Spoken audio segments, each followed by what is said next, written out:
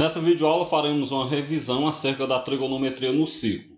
Então a gente começa diferenciando circunferência de círculo. A gente pode perceber que a circunferência ela é o conjunto de pontos do plano que estão à mesma distância de um ponto central, enquanto o círculo é a região do plano que compreende todos os pontos que estão à mesma distância de um ponto central e também os pontos que estão em seu interior. Então, na prática, a diferença básica entre uma circunferência e um círculo é que, na verdade, nós temos que a circunferência é só a borda e o círculo ele vai compreender a borda e o seu interior. O ponto central que nós falamos na definição anterior vai ser chamado de centro da circunferência ou centro do círculo e é denominado pela letra O. Além disso, a distância do centro até a borda, seja na circunferência ou seja no círculo, é denominado de raio e representado então pela letra R minúscula. Então você tem aí uma circunferência e um círculo, para que a gente possa observar a diferença entre os dois. Vejam que a circunferência compreende apenas a borda e o círculo vai compreender a borda e o interior dele. Então você tem aí o ponto central, você tem o centro de cada um, e aí destacando a distância entre o ponto central e a borda, eu terei o raio da circunferência e faço o mesmo com relação ao círculo, Destaco o seu centro, seu ponto central, e a distância desse ponto central até a borda é o raio do círculo. Bem, a partir da definição de circunferência e de círculo, o que nos compete nesse momento é calcular o comprimento de uma circunferência, que seria então equivalente a você contornar essa circunferência com a fita métrica e depois a gente vê então a medida desse contorno. O comprimento de uma circunferência ele pode ser calculado pela fórmula C igual a 2πr, ou seja, o comprimento é 2 vezes π vezes o raio, onde esse π é um número irracional que vale aproximadamente 3,14. Logo em seguida a gente trabalha com o conceito de arco de circunferência. E eu posso dizer para vocês que um arco de circunferência nada mais é do que um pedaço de uma circunferência. Se a gente tomar uma circunferência e marcar 2 pontos sobre ela, 2 pontos A e B, você percebe que esses 2 pontos vão dividir a circunferência em 2 pedaços. Então, se eu observar, por exemplo, esse pedaço destacado em vermelho, você percebe que ele é compreendido pelo ângulo central alfa. Vai ter uma abertura central alfa que vai compreender esse pedaço da circunferência que vai de A até B. Na verdade, esse pedaço da circunferência que vai de A até B, eu chamo de arco AB. Ou seja, um arco de uma circunferência nada mais é do que um pedaço dessa circunferência. O que nós queremos aqui? Como é que eu posso calcular o comprimento desse arco? Por regra de 3, dá para a gente provar que o comprimento de um arco de circunferência é 2π vezes o raio vezes alfa sobre 360 graus. Então, observem que o comprimento de um arco de circunferência ele vai depender do raio da circunferência e vai depender também da abertura central, que no caso a abertura central nada mais é do que esse ângulo central compreendido por esse arco. Então, com isso, o comprimento 2π vezes raio vezes alfa sobre 360 graus. Bem, continuando, a gente vai observar que essa medida de arco em grau, ela não é a medida oficial. Na verdade, a medida oficial de um arco é em radiano. Então, com isso, eu preciso inicialmente definir o que é um radiano. Então, vamos lá. Nós denominamos de arco de um radiano aquele arco cujo comprimento é igual ao raio da circunferência. Então, a definição de radiano nada mais é do que um arco que tem um comprimento igual ao raio da circunferência em que ele está contido. Com isso, então, vou tomar aqui um arco alfa, um arco de ângulo central alfa, um arco AB. E aí, se nós colocarmos que o comprimento desse arco é igual à medida do raio, nós vamos ter um arco de um radiano. Bem, aí o que nós devemos fazer a partir daqui? Se nós temos que um arco de um radiano é aquele arco cujo comprimento é igual ao raio, então a gente pode estar se perguntando nesse momento como é que eu determino a medida de um arco alfa em radianos quando eu tenho uma situação, por exemplo, numa circunferência. Para a gente saber então a medida de um arco alfa em radiano, basta que eu utilize essa expressão.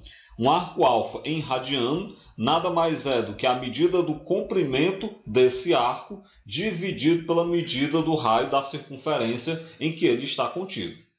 Outra coisa que pode também ser dúvida entre a gente é a seguinte situação. Se nós temos que a medida oficial de um arco é o radiano, né? E nós estamos acostumados a trabalhar com arcos em grau, então é claro que vai surgir a necessidade de fazer transformações entre grau e radiano. Para a gente fazer essa transformação entre grau e radiano, primeiro eu posso perceber que a volta completa, os 360 graus, né, que é a volta completa, em radiano eu posso provar que ele equivale a 2π radiano. Então o que é que nós temos? Nós temos que 360 graus, um arco de 360 graus, equivale a um arco de 2π radiano. E aí com essa regra de 3, né, na verdade com essa relação, a gente pode montar uma regra de 3 entre grau e radiano. Então as transformações entre grau e radiano, elas são feitas por regra de 3. Nós podemos dar uma simplificada nessa expressão, dividir os dois membros por 2. Ao dividir os dois membros por 2, a gente tem uma expressão mais simples que vai me dizer que 180 graus equivale a π radiano. Então, com essa expressão, como eu falei agora há pouco, é só a gente montar a regra de 3. Se eu quero saber a quantos radianos equivale um determinado arco em graus, a gente monta a regra de 3 entre eles e descobre então a relação, descobre então o valor. Feitas as transformações entre grau e radiano e vice-versa, para a gente propriamente chegar na trigonometria no ciclo, eu tenho que definir para vocês o que é um ciclo trigonométrico. Então, para isso, nós vamos tomar, no plano cartesiano, aí nos eixos x e y, nós tomamos uma circunferência que tenha raio 1 e que tenha centro na origem.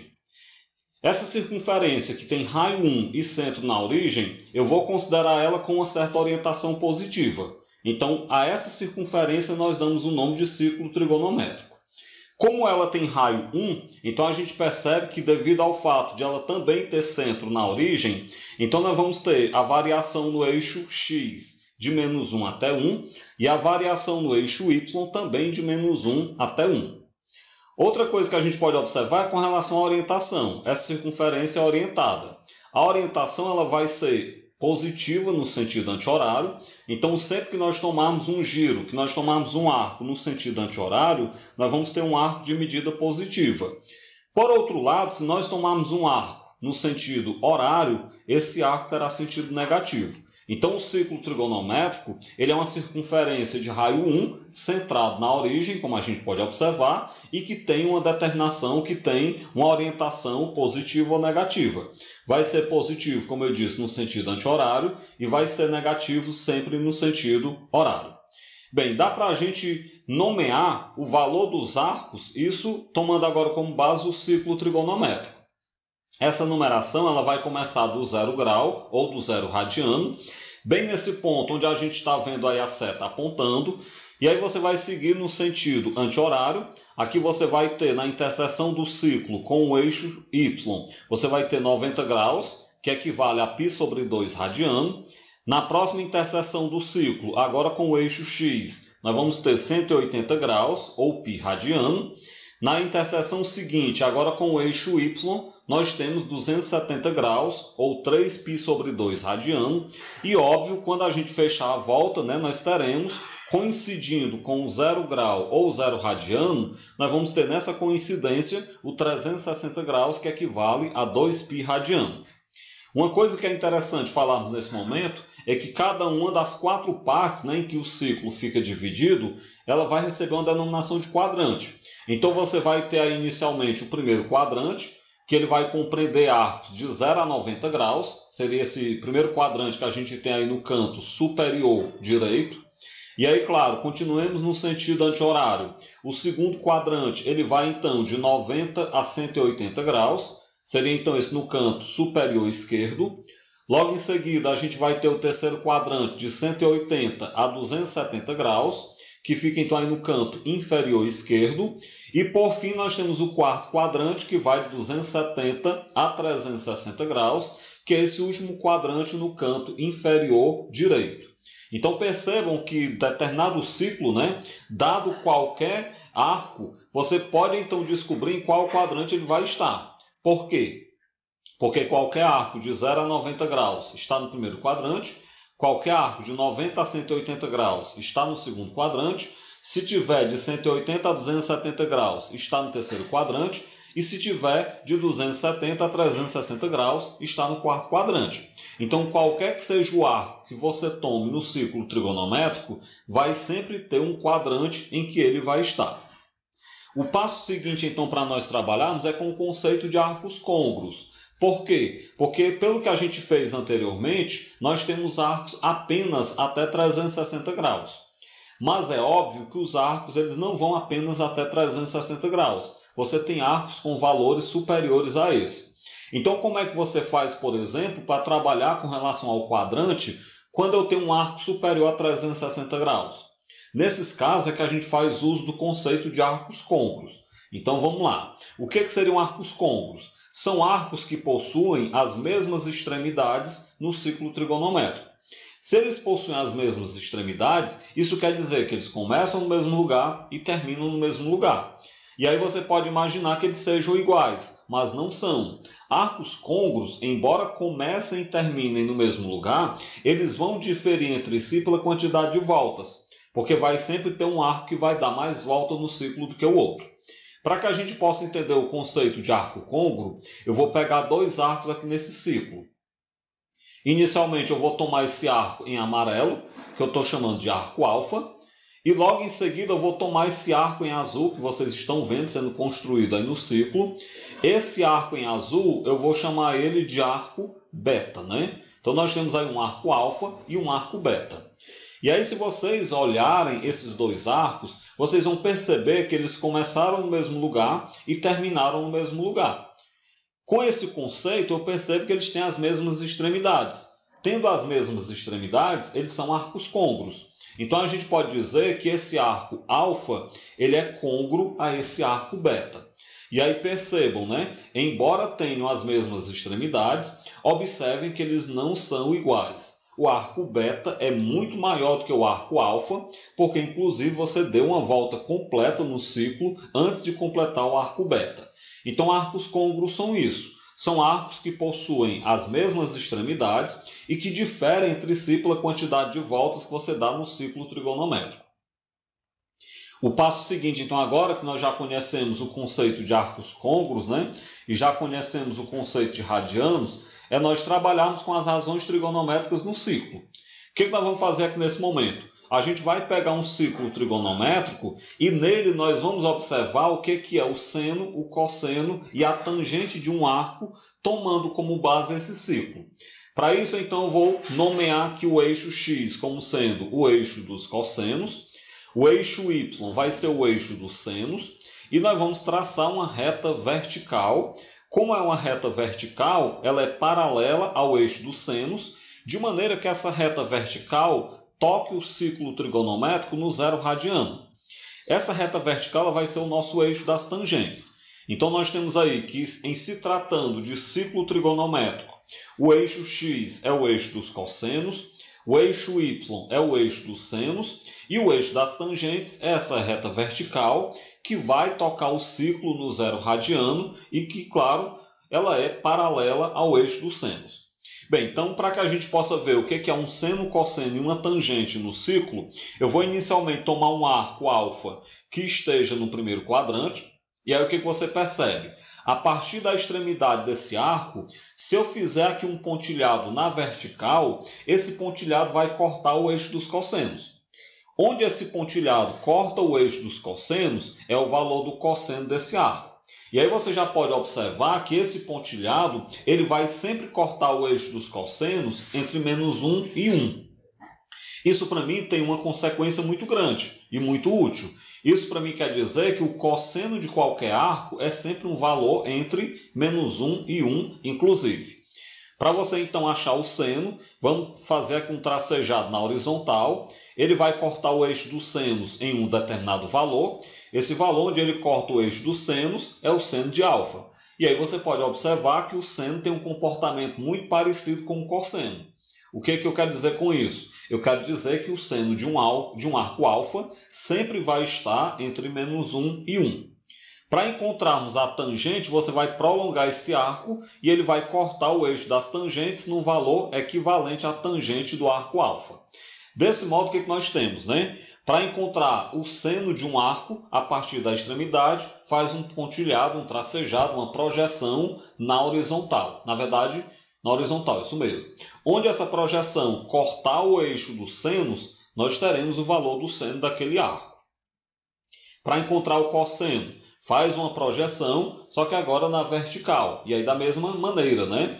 Onde essa projeção cortar o eixo dos cossenos, aí estará o cosseno desse arco alfa.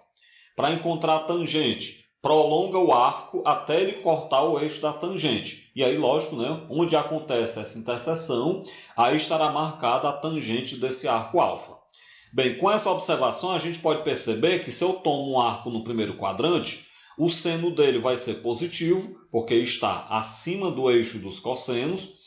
O cosseno dele vai ser positivo, porque vai estar à direita. E a tangente também vai ser positiva, porque vai estar prolongado para cima. Então, observem que no primeiro quadrante, as razões trigonométricas de um determinado arco, elas são todas positivas. Se eu tomar um arco agora no segundo quadrante, a gente vai perceber que nós temos algumas diferenças. Então, aí está o nosso arco no segundo quadrante. Quando a gente faz a projeção vertical, nós vamos encontrar o cosseno.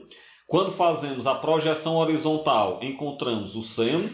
E quando prolongamos o arco, encontramos a tangente. Isso é o suficiente para a gente observar que no segundo quadrante, o seno é positivo, porque está acima. O cosseno é negativo, porque está à esquerda. E a tangente é negativa, porque foi prolongada para baixo. E a gente pode continuar fazendo um procedimento análogo nos demais quadrantes. No terceiro quadrante, agora a gente pode tomar de novo um arco alfa.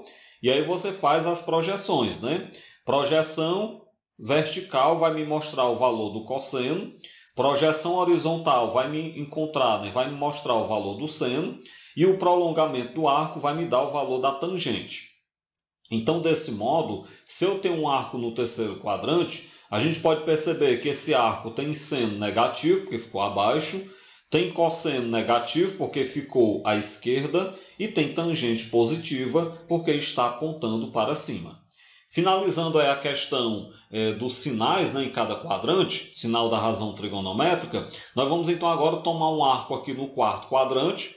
A partir da extremidade desse arco no quarto quadrante, se eu faço a projeção na vertical, eu vou encontrar aqui o valor do cosseno. Se eu faço a projeção na horizontal, eu vou encontrar o valor do seno. Se eu prolongo esse arco, eu vou encontrar o valor da tangente. Então, com isso, para um arco no quarto quadrante, a gente pode observar que o seu seno é negativo, porque está abaixo. O seu cosseno é positivo, porque está à direita. E a sua tangente é negativa, porque eu prolonguei esse arco para baixo. Então vejam que arcos no quarto quadrante, o seno e a tangente são negativos e o cosseno é positivo. Bem, estudados os sinais dos arcos em cada quadrante, aí está uma tabela resumo, né, para que a gente possa memorizar. A gente pode observar que no primeiro quadrante todo mundo é positivo, no segundo quadrante seno positivo, cosseno e tangente negativos, no terceiro quadrante seno e cosseno negativo, tangente positiva. No quarto quadrante, seno e tangente negativos e o cosseno positivo. Por que é importante a gente estudar o sinal das razões trigonométricas? Porque agora a gente vai falar a questão da redução ao primeiro quadrante. E nessa redução ao primeiro quadrante, é super importante a gente saber o sinal das razões trigonométricas. O que é, na verdade, essa redução ao primeiro quadrante? É o processo através do qual você consegue determinar as razões trigonométricas de arcos que estejam em segundo, terceiro ou quarto quadrante, tomando como base os arcos que estão no primeiro quadrante. Esse processo, né, de tomar como base razões trigonométricas de arcos no primeiro quadrante para arcos que estejam em outros quadrantes é possível porque existe uma simetria entre as razões trigonométricas nos demais quadrantes. Simetria essa que a gente vai mostrar aqui. Além dessa simetria, a gente vai utilizar também a questão do sinal, né? Do sinal das razões trigonométricas em cada quadrante. Sinal esse, né? Sinais esses que a gente acabou de falar no slide anterior. Então vamos lá. Inicialmente eu vou tomar um arco que esteja no segundo quadrante. Mostrar aí o nosso círculo trigonométrico. Está aí um arco no segundo quadrante. Vou fazer a projeção na vertical para encontrar o seu cosseno.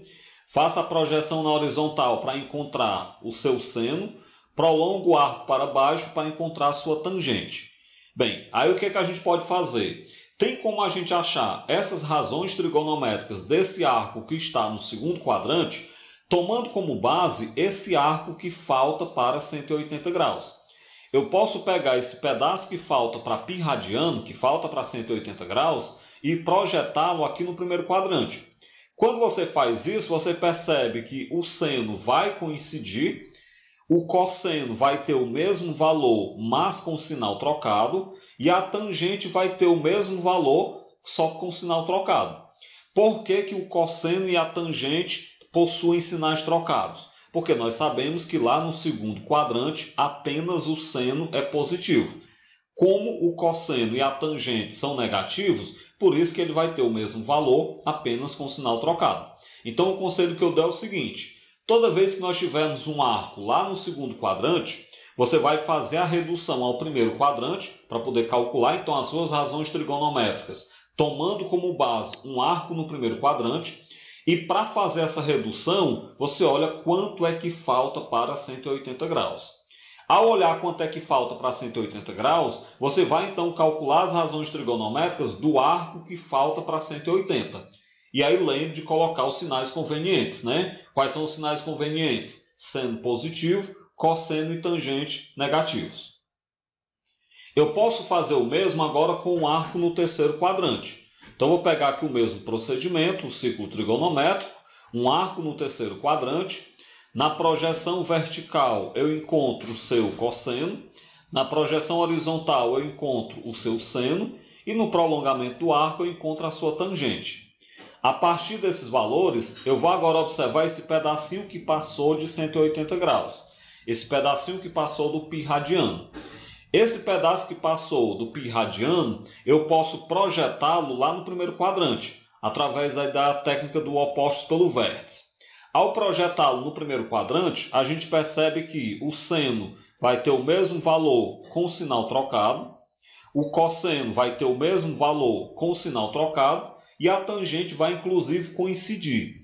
Ou seja, isso mostra para mim que se eu pegar em arcos do terceiro quadrante o tanto que passou de 180 graus, é uma boa estratégia para a gente poder determinar as suas razões trigonométricas, tomando como arcos base, né, como arcos referência, arcos do primeiro quadrante. Desse modo, para arcos no terceiro quadrante, você olha quanto é que passa de 180 graus e adota o sinal conveniente para cada razão trigonométrica. Lembrando que o sinal conveniente seria para o seno e para o cosseno negativo, né? E para a tangente vai ser então positiva lá no terceiro quadrante. Eu posso continuar com esse mesmo raciocínio, só que agora para um arco no quarto quadrante. Então eu vou aqui construir o meu círculo trigonométrico e nesse círculo trigonométrico eu vou então considerar aqui um arco que está no quarto quadrante. A partir desse arco eu vou então fazer a projeção vertical e encontrar o seu cosseno. Na projeção horizontal eu encontro o seu seno e no prolongamento do arco eu encontro o valor da tangente. O que eu quero destacar nesse momento? Nós podemos observar a partir desse arco no quarto quadrante o quanto que falta para 360 graus, o pedacinho que falta para 360 graus. E eu posso projetar esse pedacinho lá no primeiro quadrante. Quando eu faço essa projeção, você observa que o seno vai ter a mesma medida, mas com o sinal trocado. O cosseno vai inclusive coincidir e a tangente ela vai ter a mesma medida, mas com o sinal trocado. Isso vai me mostrar que a estratégia de pegar o tanto que falta para 360 graus é uma estratégia válida para arcos no quarto quadrante. Por isso, então, sempre que eu tiver um arco no quarto quadrante, eu olho quanto falta para 360 graus e a partir desse tanto que falta, eu adoto então o sinal conveniente para as razões trigonométricas. Lembrando que o sinal conveniente nesse caso, né, nós vamos ter o seno, ele vai ser negativo, o cosseno vai ser positivo e a tangente vai ser negativa. Falado de redução ao primeiro quadrante, então agora a gente vai falar sobre os gráficos das funções trigonométricas. Então, para isso, eu começo com o gráfico da função seno. Para tanto, eu vou denominar de função seno toda função f que tenha domínio no conjunto dos números reais e contradomínio no conjunto dos números reais, que seja da forma f de x igual ao seno de x. Ou seja, a função seno é aquela função que vai pegar o seno de um arco x. Eu vou então tomar aqui o nosso plano cartesiano. Vejam que é um plano cartesiano especial, digamos assim, onde nós temos no eixo x os arcos, e aí vocês podem observar que a medida dos arcos está em radiano, e nós temos no eixo y os valores, valores reais, variando aí entre -1 e 1, porque nós sabemos que o seno de um arco varia de -1 até 1. Eu vou então marcar aqui alguns pontos no ciclo e vou ligar esses pontos. Quando eu ligar esses pontos, nós vamos ter então o que nós chamamos de senoide, que é o gráfico da função seno. Só uma correção que eu disse que ia marcar os pontos no ciclo, né? Na verdade, nós temos aqui um plano cartesiano. Então, eu vou marcar os pontos no plano cartesiano e logo em seguida eu ligo esses pontos formando a senoide. Eu posso começar dizendo que o seno de 0 é 0. Desse modo, o gráfico da função seno passa pela origem. Nós sabemos que o seno de π sobre 2 é 1. Então, marca aquele outro ponto. O seno de π é 0. Então, marca esse ponto sobre o eixo x. O seno de 3π sobre 2 é -1. Então, marca um ponto aqui embaixo. E o seno de 2π é 0 também. Agora, eu vou para o lado negativo marcar os pontos correspondentes. Nós sabemos que o seno de -π sobre 2 é -1. Sabemos que o seno de -π é 0. Sabemos que o seno de -3π sobre 2 é 1. E sabemos finalmente que o seno de -2π é 0. Agora basta que a gente ligue esses pontos por meio de uma curva. Vocês estão vendo aí a curva sendo construída. Essa curva em formato de onda, que a gente pode observar, que vai passar por esses pontos, como eu disse agora há pouco, ela é chamada de senoide e ela constitui o gráfico da função seno. E aí um detalhe importante que a gente pode observar é que o gráfico da função seno varia de -1 até 1, porque a função seno é uma função limitada. Além disso, esse gráfico tem formato de uma onda e ele vai cortar o eixo y na origem. Isso é um detalhe bem importante. Seguindo aí a mesma estratégia, eu vou então agora definir a função cosseno e depois montar o seu gráfico. Então nós denominamos de função cosseno toda função real, ou seja, toda função f que tenha domínio e contradomínio no conjunto dos números reais, da forma que f de x seja igual ao cosseno de x.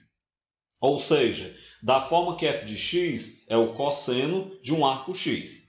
O que nós vamos fazer então aqui? Um procedimento bem parecido com o que nós fizemos em relação ao gráfico da função seno. Eu vou então tomar esse plano cartesiano e nele eu vou então marcar alguns pontos e em seguida ligá-los, formando o gráfico da função cosseno. Vamos começar lembrando que o cosseno de 0 é 1. O cosseno de π sobre 2 é 0 e o cosseno de π é -1. Em seguida, o cosseno de 3π sobre 2 é 0, o cosseno de 2π é 1. Para o lado negativo, nós sabemos que o cosseno de -π sobre 2 é 0, o cosseno de -π é -1, o cosseno de -3π sobre 2 é 0 e o cosseno de -2π é 1. Nós temos aí, então aí os pontos. Eu vou ligar esses pontos através de uma curva. Essa curva que a gente observa aparecendo aí na tela, tal curva é conhecida como cossenoide. Ou seja, o gráfico da função cosseno recebe o nome de cossenoide. E aí vocês podem observar que é um gráfico muito parecido com o gráfico da função seno. Ele também tem o formato de uma onda, ele também é limitado, ou seja, ele também varia entre -1 e 1, mas há uma diferença entre eles. Você sabe, desde o slide anterior, que o gráfico da função seno vai cortar o eixo y no 0. Agora a gente pode observar que o gráfico da função cosseno corta o eixo y no 1. Então percebam que, embora bastante parecidos, esses dois gráficos eles têm uma diferença. A diferença está exatamente onde eles cortam o eixo y. Como eu disse, o gráfico da função seno corta o eixo y no 0, o gráfico da função cosseno corta o eixo y no 1. Para a gente finalizar então o gráfico das funções trigonométricas, eu vou então definir a função tangente. Então a gente vai denominar de função tangente toda função da forma f de x igual a tangente de x, ou seja, toda função que vá associar a um número real x a sua tangente, em que esse número real x ele vai pertencer ao conjunto dos números reais, retirados os que são da forma π sobre 2 mais kπ, onde esse k pertence ao conjunto dos números inteiros. O que é isso? Nós sabemos que não existe a tangente de π sobre 2, não existe a tangente de 3π sobre 2, bem como não existe a tangente de arcos que sejam côngruos a π sobre 2 e a 3π sobre 2. Desse modo, se não existe a tangente desses arcos, eu preciso retirá-los do domínio da função. Por isso que eu digo que o domínio da função tangente não é o conjunto dos números reais, e sim o conjunto dos números reais retirados os arcos da forma π sobre 2 mais kπ, com k pertencente aos inteiros. Os valores dessa forma, os arcos dessa forma, π sobre 2 mais kπ, são exatamente os arcos côngruos a π sobre 2 e a 3π sobre 2. Então, na hora que eu tiro os arcos cuja tangente não existe, a gente vai ter então a função tangente bem definida, de maneira que eu consiga então trabalhar com ela e fazer o seu gráfico. Vamos lá então. Tomei aí novamente o nosso plano cartesiano, e aí nesse plano cartesiano um detalhe que a gente pode observar é que nós não temos numeração no eixo y, até mesmo porque nós sabemos que a tangente de um arco varia de menos infinito até mais infinito, e eu vou adotar um procedimento parecido, Eu começo aí dizendo que a tangente de 0 é 0, então desse modo nós vamos ter que o gráfico da tangente vai cortar o eixo y no 0. Como nós sabemos que a tangente de π sobre 2 e a tangente menos π sobre 2 não existem, nós temos então uma assíntota, na verdade duas assíntotas verticais, de modo que o gráfico da função tangente não vai poder cortar esses dois pontilhados, esses dois tracejados na vertical. Como é que vai ficar então o gráfico da função tangente? Você vai ter um gráfico vindo lá de baixo e indo até a parte superior. Você vai ter então um gráfico em forma de S. De maneira equivalente, eu posso então continuar para os demais quadrantes. Eu sei que a tangente de π é 0. Nós sabemos que não existe a tangente de 3π sobre 2. Então, aí, entre π sobre 2 e 3π sobre 2, você vai ter um gráfico do mesmo formato que o anterior. E o mesmo a gente pode fazer para o 2π radiano. A tangente de 2π radiano é 0. E aí você vai colocar aqui um pedacinho do gráfico complementando essa parte aí até 2π radiano. Bem, vamos agora para o lado negativo. Do lado negativo, nós sabemos que não existe a tangente de menos 3π sobre 2. E sabemos que a tangente de menos π é 0. Então, marquei aí a tangente de menos π, que é 0. Vou colocar essa assíntota vertical no menos 3π sobre 2, para dizer que a tangente de menos 3π sobre 2 não existe. E aí nós vamos ter um gráfico em formato idêntico aos anteriores, passando pelo menos π como o gráfico da tangente entre menos π sobre 2 e menos 3π sobre 2 radiano. Para concluir o nosso gráfico, vamos lembrar que a tangente menos 2π é 0, e aí é só você complementar com um gráfico parecido com os anteriores. Dessa forma, nós temos aí o gráfico da função tangente. O gráfico da função tangente é chamado de tangentoide, Nós temos aí uma tangentoide. Observe que ela tem um formato bem peculiar, bem característico, forma de S, seguidos. E aí você pode perceber aquilo que nós já havíamos falado, Como não existe a tangente π sobre 2, 3π sobre 2 e seus arcos côngruos, você vai perceber que o gráfico da tangente não vai cortar essa reta vertical que passa pelo π sobre 2 e pelo 3π sobre 2. Bem como não vai cortar nos seus arcos côngruos também. Bem, dessa forma eu finalizo essa videoaula, onde nós fizemos aí uma breve revisão, uma breve e ao mesmo tempo longa, no sentido da duração, a respeito aí da trigonometria no ciclo.